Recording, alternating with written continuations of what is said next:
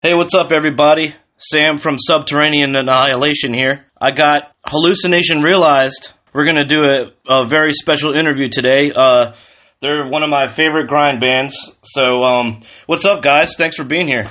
Thanks for having us. Yeah, glad to be here, man. So, getting right to it, I guess what was the first artist you heard that made you want to play music? Legitimately, for me, so I've been playing guitar probably like 12, 13, 14 years. Time, yeah. I remember hearing The Doors. That was like the artist that like kind of got me into like music. Specifically the song Peace Frog. That song kind of made me want to play guitar. And then kind of from there it was just like classic rock, and then leading into that led into like heavy metal and stuff like that. And as for me, I would say the person who made me want to play drums the most, it would probably be my buddy Jared. Like I remember the first time I saw this band he was in, called Aspir. It's like a crust punk band. Pretty sick. He was like fucking killing it. He like destroyed his kid every time he fucking played. Like he was just ripping on that shit.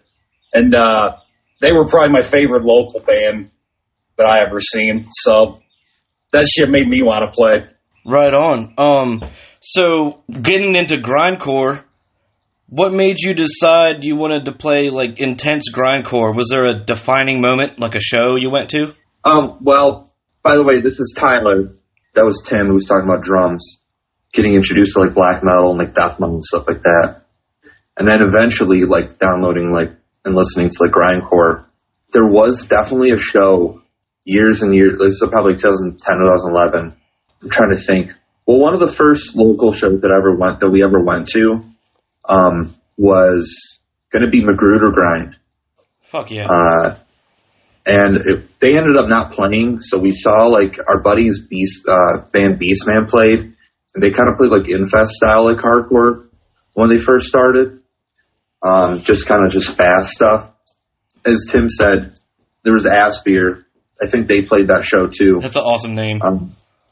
Yeah, they were so sick. If we ever can find the tracks, because they recorded, but they never really put on anything except like 2 songs on this rockcore comp called Rockcore. That was all just Rochester hardcore punk bands. But them and there's like a bunch of just tons of other like local kind of bands that like kind of like influenced us to be like, yeah, we should like play like fast punky kind of stuff.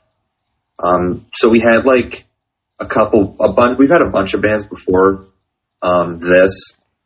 Our first band was called Negative Troach, which is a play on Tim's name. Yeah. And it was just like fast punk stuff.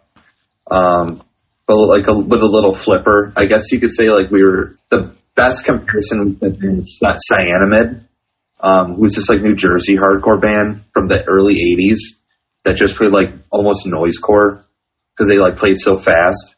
They're fucking awesome, but punk and hardcore is like especially important to us because like that's like the local scene that we kind of grew up on, and we just kind of wanted to play faster. We always like grew up on hardcore. That was kind of like the scene that was around the time, and then eventually just got to the point where we just wanted to play more extreme stuff. So our first like band that like put out stuff was called Controlled by Fear. We did like a couple splits and a demo, and from there we did a death metal band, like a war metal band called Human Dissension. And that was actually in my next question. I noticed that you, Tim, and Connor were all in Human Dissension, and that is some seriously heavy fucking ripping war metal. Can you tell me the history of how you all started jamming together in Human Dissension? We were all in Controlled by Fear. Right on. So we played like a bunch of shows, and then like our last show I think was opening up for Immolation and Nunslaughter for Dan Loker's like 50th birthday. I think at that point we were like kind of tired of playing grindcore because like there were so many shows that we were just kind of getting passed up on. Mm-hmm. So we were like, at that time, like I'd always liked like Blasphemy, and we liked Revenge, and like Bestial Warlust and stuff like that. So we were just like, well, what if we played like death metal, black metal stuff, but with like a grindcore like added to it, like the D beats. Because we probably one of our favorite bands is Excruciating Terror. Oh yeah, because they're just like the fast, like super fast D beats, crusty as fuck, fucking relentless. Yeah, one of the best. And we kind of wanted to just merge like Revenge with Excruciating Terror. The issue kind of with that is that Connor wasn't really good at bass. Speaking of a gig that kind of like changed us and made us into Hallucination Realized, we opened for Full of Hell and The Body when they were doing a collab tour. Oh, sick. I think I saw one of those shows. Yeah. Spencer, I believe, wanted us to play. There's our buddy Andy, who set up the show, asked us. He's like, yeah, I want someone from Full of Hell wants you guys to play. So we played, but we did pretty bad. Like, Connor's bass rig was fucking up and had been the last, 2 weeks.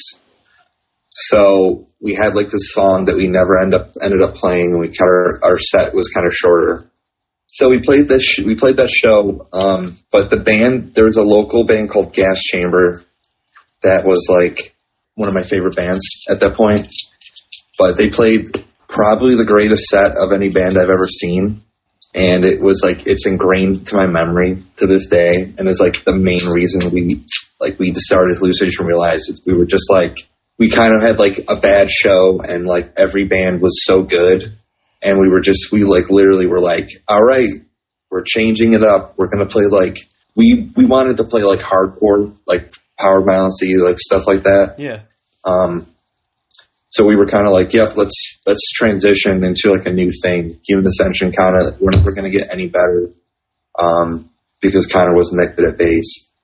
And I'm calling him Connor out. just yeah, no, we'll admit it. We would admit it. So ended up being me on bass, Connor on vocals, our buddy Chris on guitar, and then Tim on drums. So can you tell me the factors that led to Human Dissension disbanding and forming Hallucination Realized? It was really just that show and the fact that we wanted to play we really didn't want to play metal anymore. I think that was the big thing. We were Connor wasn't that good at bass. He wanted to do vocals. I didn't want to play guitar. I wanted to play bass because I'm a better bass player than I'm a guitar player, I think. Same. So we just yeah, we should try this. Unfortunately, our buddy Chris, not going to throw him over the bus here, not that great of a guitarist, couldn't play what we wanted to play. So we got our buddy Kevin, who was in the band for some time. And then eventually we were just fuck it. How about we just do a grindcore band like we did back in the day? I play guitar. I play an ABY, play through a guitar and bass amp. And that's how it ended up being the first iteration of Hallucination Realized with the demo and all that shit. It was just more about it's easier for me to play guitar and play with Tim than to try and get someone to play bass with us that we just don't know if they're good enough. So you started out as a three-piece and just kind of kept being a three-piece. Do you like being a three-piece better? I really want a bass player, and I say that because I think the newer stuff is more hardcore driven and power violence influenced.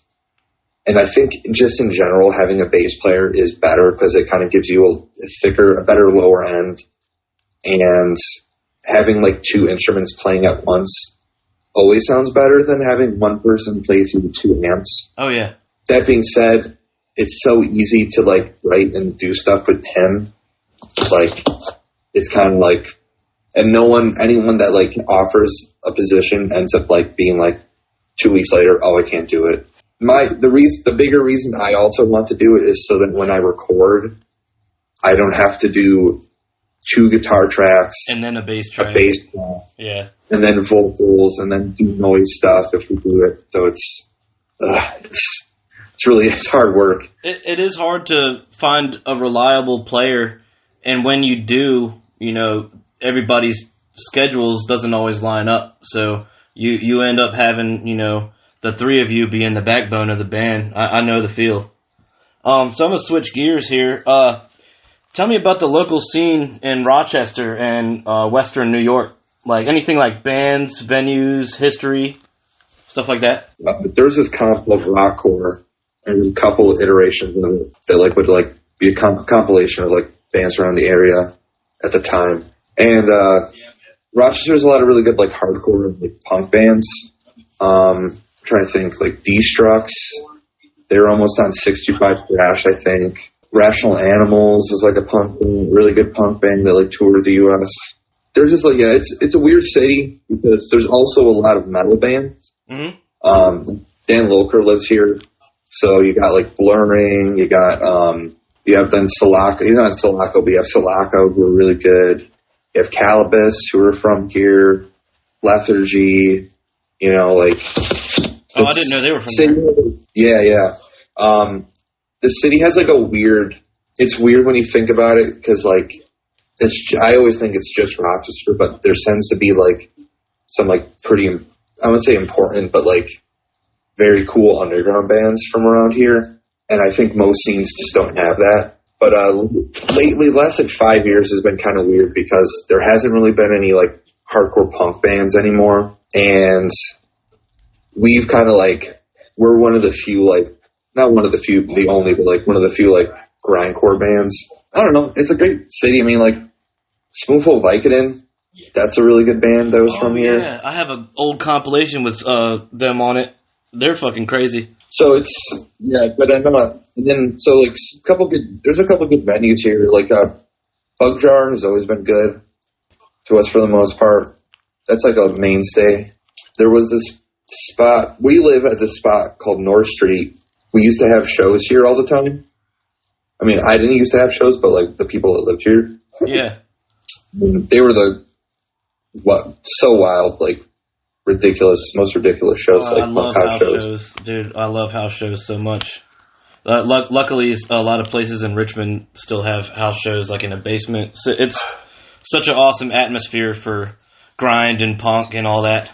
It was always a pretty good time. And then there was a spot called the AV Space that was like before we like started going to shows that had like tons and tons of shows. So it's weird to see like shows from around here and like around the area that had like bands that like I look up to now that like played there. Like Death on their first tour. Someone I know posted like a video of Death on their first tour playing in Rochester. Like that's crazy. Hell yeah. And then like in Buffalo, like Buffalo has some of the best bands. Like Water Torture is from Buffalo. Nice. Gas Chamber, as I said before. You have Victim of Circumstance, VOC. They had like they have tons of places of like different venues. They had a lot more house shows. After like, there was a specific incident and like pretty much at that point from like, I think it was like 2012, there hasn't been like any house shows in Rochester really, unless they're like smaller, like folky kind of noise or like small noise stuff. It's kind of whack, but it is what it is. So is Rapid Decay Fest your area? That's close. That's in Binghamton, which is like 2 hours south. Oh, okay. But that's pretty much like, you could say like that region is like pretty close because we play there. We used to play there a bunch. I haven't played there in like a year, but everyone in Binghamton is the best. Like, we love that place. Yeah, I really want to play there sometime. Yeah, we definitely should. Like, I'd love to have you guys there. And then I'm sure wasn't Paul going to have you guys there? Yeah, well, that whole tour ended up getting scrapped because it's in April, and obviously with the virus stuff going on, it kind of just all fell through. So, next question. You guys have put out a massive amount of releases in just 3 years. What is your writing and recording process that is so efficient for a quick output? It's funny because we haven't put out anything in like almost a year. We haven't like recorded anything in a year. It really was just like bands hitting us up to do splits, and we were just like, all right, let's write. Like, I'm going to write this song, and then I recorded almost everything that we did. Oh, nice. So it was super easy to just be like, all right, we got the Scuzz and Exposed Rot splits. I believe we recorded that at once in our space.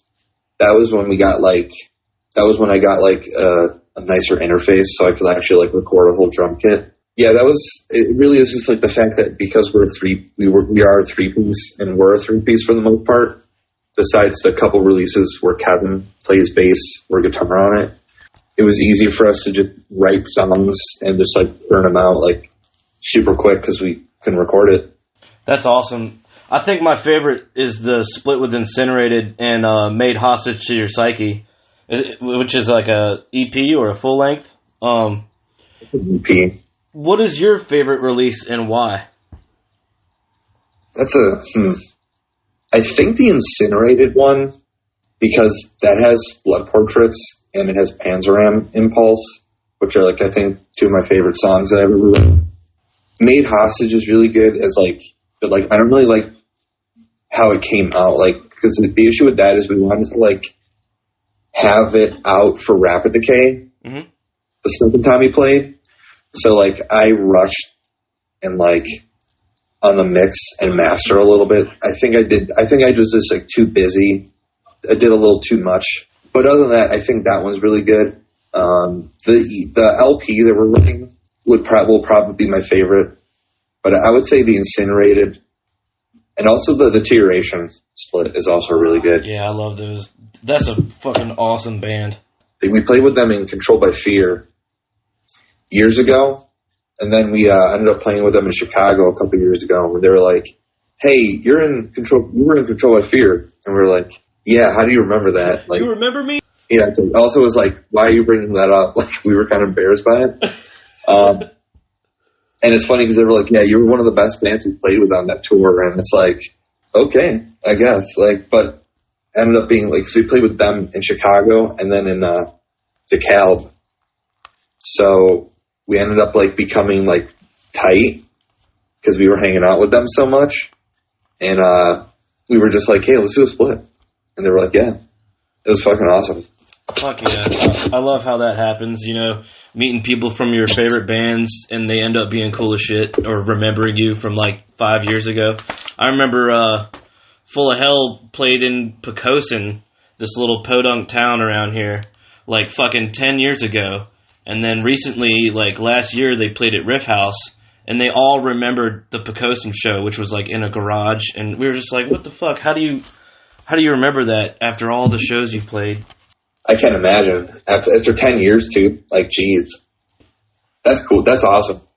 I love, dude, Full of Hell guys. I mean, I think about it all the time, but, if it wasn't for them asking us to play that show with them, and then, us getting blown out of the water, we wouldn't be a band. And, that's why, I kind of get mad when people are, talking shit about them, because it's don't be most people are just mad that they're doing it, and I get it. You don't have to like the band. I wasn't saying that, but you don't have to talk shit about them. Yeah, you don't have to like it. You don't have to like the band, but I think in this genre, it's so rare for a band to be successful. And the fact that they have been successful and toured the whole world, it really says something. And they're really nice guys, too. That's what it boils down to. It's you can't, you can pretend to be oh, yeah, I like this band more. It's fine, but, no offense, some of those bands will never do anything because they don't want to. That's cool. But, a band Full of Hell is getting more kids into grindcore than a band from the Midwest for the most part. Sometimes the elitist attitude or the idea of being super underground kind of off-putting, and I think if we want to be a really cool team, we should be I want that kid that works at Mills Hoagie to see my band, because they probably will like my band because they they just like music, So I've never read the lyrics for Hallucination Realized. Can you tell me about the subject matter of the songs? It's hard to describe because for a while we didn't have lyrics, and then the last 4 or so releases, the EP, the two more than Incinerates, but we definitely got to focus more on lyrics, because Connor's vocal style has changed over the couple years, But they're really, I'd say, like, the biggest thing that when I do write some of the lyrics, because I do write some of them, is more about, like, societal issues, dealing with, like, mental and, like, physical anguish that I experienced, the relationships with society, I guess. A lot of different, like, ideas. We don't really try and do, like, the political kind of stuff, but we also don't like doing, like, gore or anything like that. Yeah, there's so many real life issues that's going on that you could just literally never run out of stuff to talk about. So that's awesome. So that's what basically inspires the lyrical. What inspires your musical themes? Let's see. I think it's just wanting to make, like, intense music and, like, doing something that other people just aren't really doing. Like I said, I think the biggest influence on music, I guess 3 biggest influences musically is Gas Chamber, The Endless Blockade, and Full of Hell. And Gas Chamber isn't a band, and The Endless Blockade isn't a band anymore. And Full of Hell doesn't really play what we used to kind of play, which is good in a way. So I just want to play, like, more melodic-y, kind of, like, super fast riffs with, like, D-beats and shit.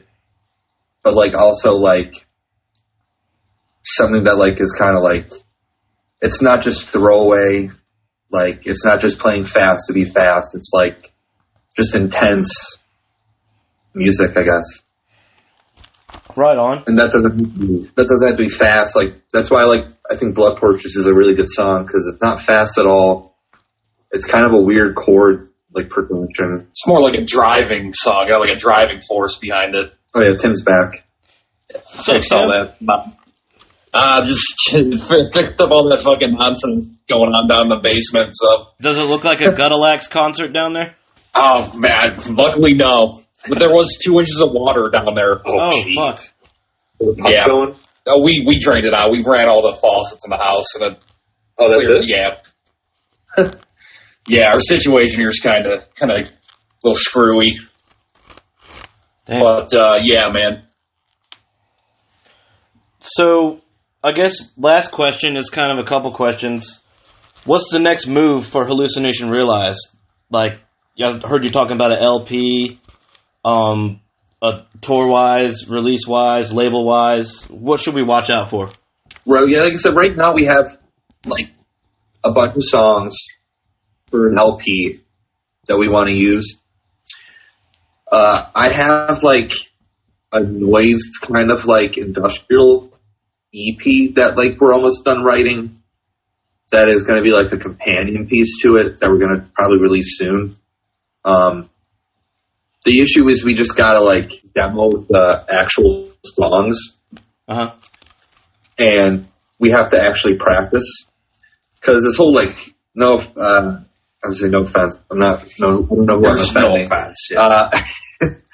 I don't, like, it's one of those things where this whole shit is, like, low-key making me not want to do anything. Yeah.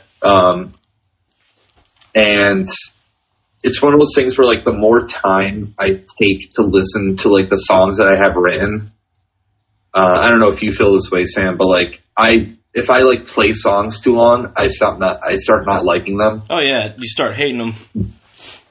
Yeah, because it's like, oh, well, this fucking new song is so much better. So that's always been our issue, is that, like, we'll, like that EP that we did, that was going to be, like, a full length, I think. Right. I think we had talked about that being a full length, but I mean, I think there's still good songs on that. Yeah. It's not saying it's bad, but yeah. But yeah. I mean, it's just I don't know. Maybe we get ahead of ourselves in that regard, but I mean, I think we do want to do an LP with this stuff. You know, I think as musicians we can be kind of self-critical at times, but to another set of ears, to my ears, it's fucking awesome. That's right. The eternal struggle. Yeah. Yeah, you know, being your own, that whole thing about being your own worst critic and all that shit, you know, that can apply to a lot of people, I think. Well, thank you guys so much for your time. That's it. If you are listening right now on YouTube, grab the Split with Two Morden, Keep an eye out for Hallucination Realized. Yeah, thank you guys again. Thanks. Please like and subscribe to Subterranean Annihilation. Leave a comment of what you think, and we'll see you on the next one.